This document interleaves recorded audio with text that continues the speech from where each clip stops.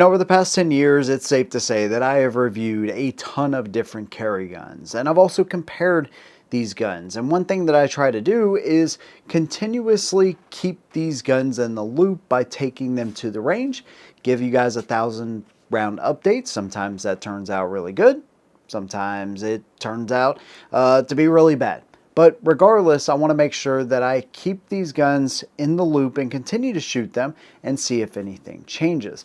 But there's been one constant this entire time, and that is what I believe to be the best carry gun still on the market in 2024. So if you like this type of video and it helps you out, consider subscribing and hit your notifications so you never miss a video from me. I'd also love to have you guys join the SHOT team either here or over on Patreon. Let's go and get into it. Now, of course, this isn't to say that I haven't liked and or carried other guns, specifically the ones that have stuck out to me just right off the top of my head. Your X Macro, your P365 Spectra Comp.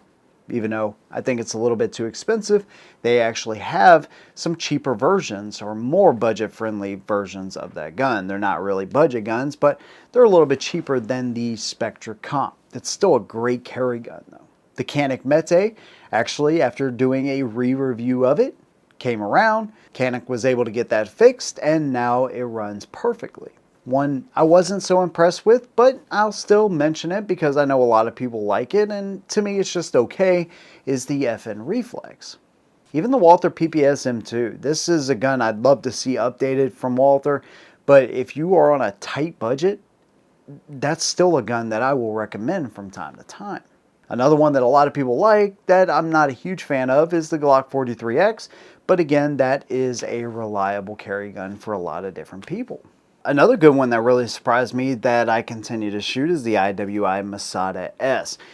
But the one that still tops them all, the one I think is still the best carry gun on the market, is this one right here. This is the Shield Plus. Now, if you're familiar with my channel, you probably already knew the answer to this question, or you maybe even know what this video was already about. And you may be asking, like, well, why do you keep talking about this gun, right? Are you out of ideas? Well, no, definitely not out of ideas.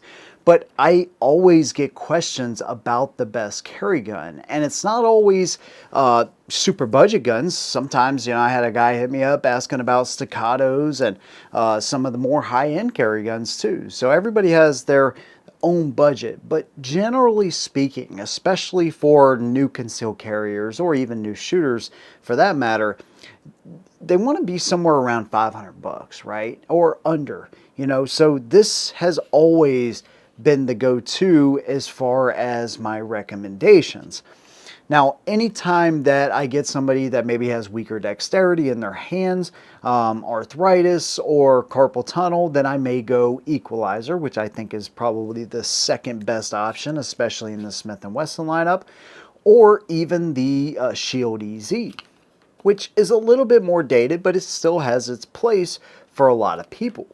And that's one of the best things that Smith & Wesson does, although I'd love to see them expand their lineup when it comes to PDWs especially, and rifles and stuff like that. But regardless, when it comes to concealed carry, they really have a foothold in the market because of all of the carry guns that they offer. Because not only do you have something like this that's super concealable, very minimal, right? We have iron sights that do a good enough job. We also have versions with fiber optics. So if you do a lot of outside shooting, or maybe you don't carry your gun at nighttime a whole lot, and so you want the benefit of that fiber optic, like the Performance Center.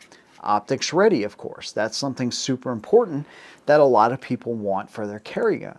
Night sight versions of these guns they offer as well. But then you have, like I said, the equalizer and the EZ, which are going to be even easier to rack the slide on, and pretty much anybody can operate. Now, the great thing with the equalizer is it actually takes the Shield Plus magazine, and that's also another benefit of this gun. One thing you'll notice is it is super thin. So when they went up from the Shield to the M2.0 to now the Shield Plus, they kept that thinness. And what made the original Shield such a hit was that thinness and the fact that it had features just like the full-size M&P that not only made it easier to manipulate than a lot of other small guns like this, but also made it a lot more shootable. The mag capacity of 10, 13, and 15 rounds. So you have all these different options here. So maybe you're somebody, you're like, man, I got bigger hands, dude. You know, the 10 round, it's just not enough for me to hold on to. Well, now you got the 13 round or even the 15 rounds if you want something a little bit bigger than that. Loaded chamber indicator or viewport so you can look down and verify, hey, I got brass down in the chamber. Do a quick inspection, make sure. Obviously, you want to carry, with a loaded chamber or on a loaded chamber, and of course, in a good holster, good gun belt. I've talked about that stuff in the past too, and that's another benefit of this gun is super minimal inside of a good holster. This thing is super easy to carry. So not only is the weight light enough and the grip length small enough where a lot of people can conceal this without any issues whatsoever, but it's got just enough weight and it's just tall enough to make it super shootable at the range. And typically you don't get that balance. That is not something that is commonly achieved. Now it's becoming as far as the gap is closing more and more on a lot of these guns, your Canik Mete specifically, your Glock 43X, which is a little bit too long compared to the capacity, but still it makes that gun really shootable.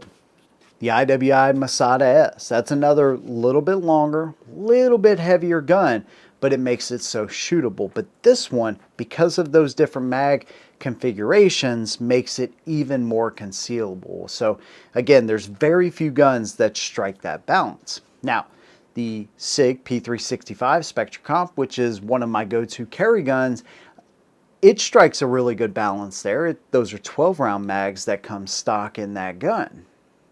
And of course, it can take the X macro mags, which is fantastic as well, so it's going to give you more capacity.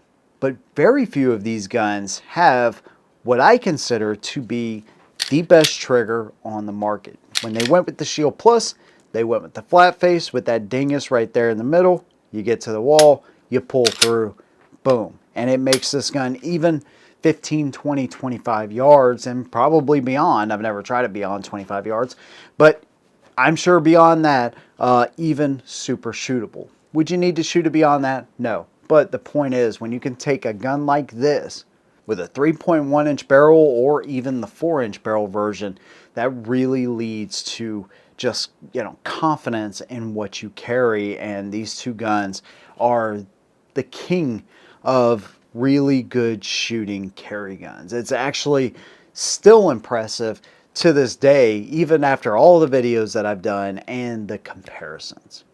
And to top it all off, they come in at a price that a lot of people can afford. And so to me, there just is no better option still in 2024. There's a lot of good options. And again, that gap is closing. There's a lot of really good options, and most of which I've reviewed right here on the channel. And a lot of ones that get close to the Shield Plus, but none, in my opinion, are better when it comes to the price, the money, the trigger, how they shoot, and how they carry.